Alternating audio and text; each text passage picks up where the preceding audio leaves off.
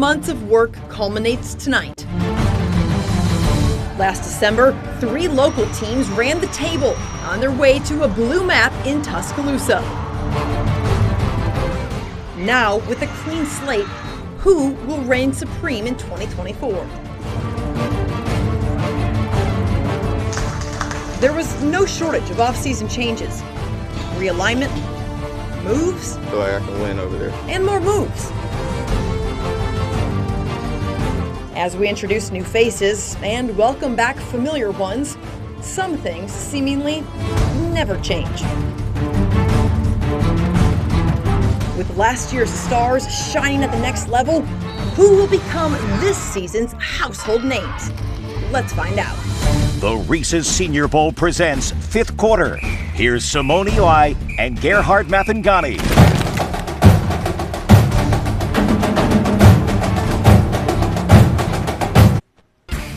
Well, the wait is finally over. Week 1 is here as the journey to a blue map is officially underway for high school football teams all across the Gulf Coast. We have crews in more than a dozen games in Mobile, Baldwin, and the Florida Panhandle. Let's get things started, guys. Welcome into the fifth quarter. I'm Simone Eli alongside Gerhard Mathangani. We are absolutely thrilled to kick off a new season as we partner with the Reese's Senior Bowl to bring you the absolute best coverage of high school football along the Southeast. Gerhard, the fun has officially begun. It certainly has, and the Senior Bowl obviously playing a great partner this year. One of our huge games, we've talked about it all week, was our game of the week. A pair of number 1 teams, Saraland and Jackson. Saraland in 6A, Jackson in Class 4A. This is the third play from offense from Saraland.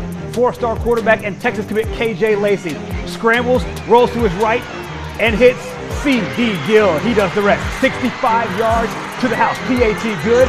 Just like that, Saraland takes an early 7-0 lead. A little bit later on, more from that Spartan offense. More from KJ Lacey. It looks a little bit different this time because the receiver is Ole Miss commit Dylan Alford wide open on the other side. Love it. 2-touchdown lead, 14-0 for Saraland. However, the Jackson offense will come alive later in the first.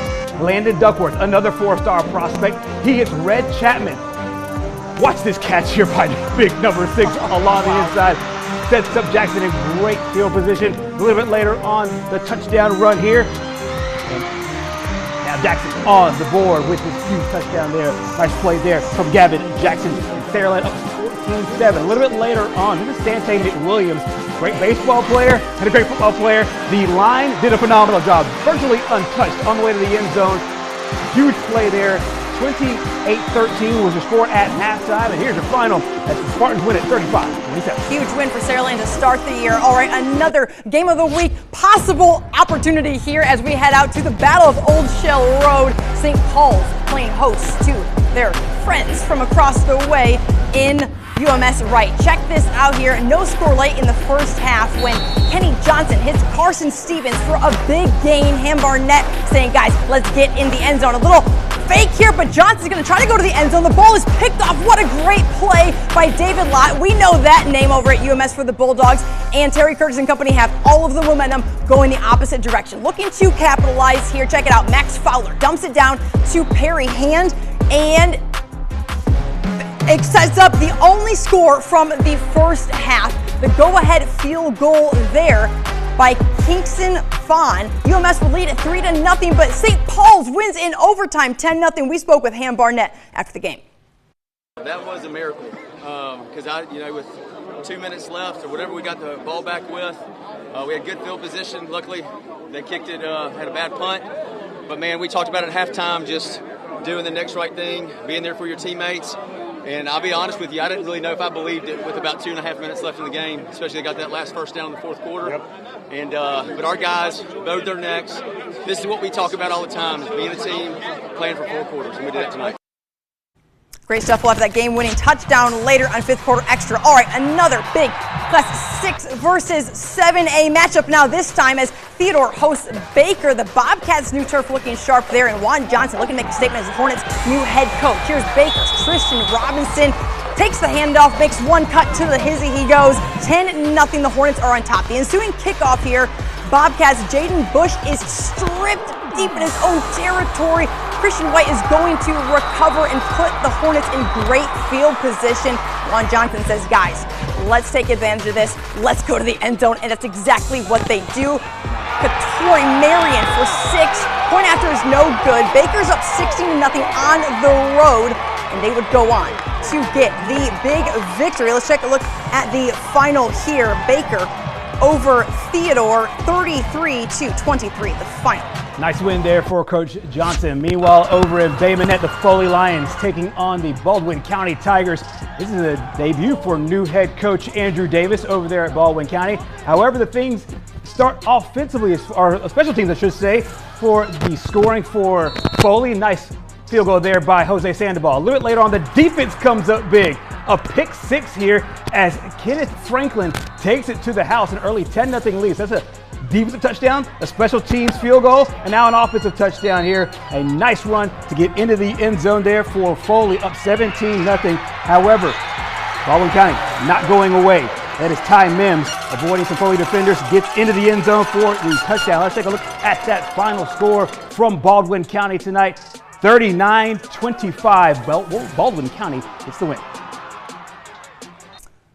All right, guys, moving now over to the reigning 5A state champs, Gulf Shores, hosting Choctawhatchee out of Fort Walton Beach tonight. First quarter, first drive for the Indians. Vontavious Keller gets the edge there, 7-0.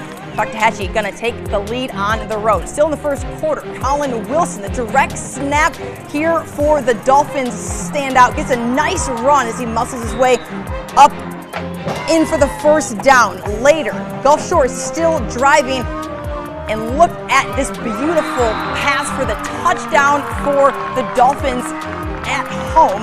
It was 10-7 at that point, but Choctawhatchee is going to get the win on the road, 31-7 over Gulf Shores. Meanwhile, last year's Region 1 champion in Class 7A, Mary G. Montgomery, making the long trip over to the Florida Panhandle to play Pace High School. Pace threatening early. This is Ben Tyner running it right up the middle for the touchdown, an early 7-0 lead with 4 minutes left in the first. A little bit later on, big first down here. Nice run here by the quarterback, Shondell Harris for MGM.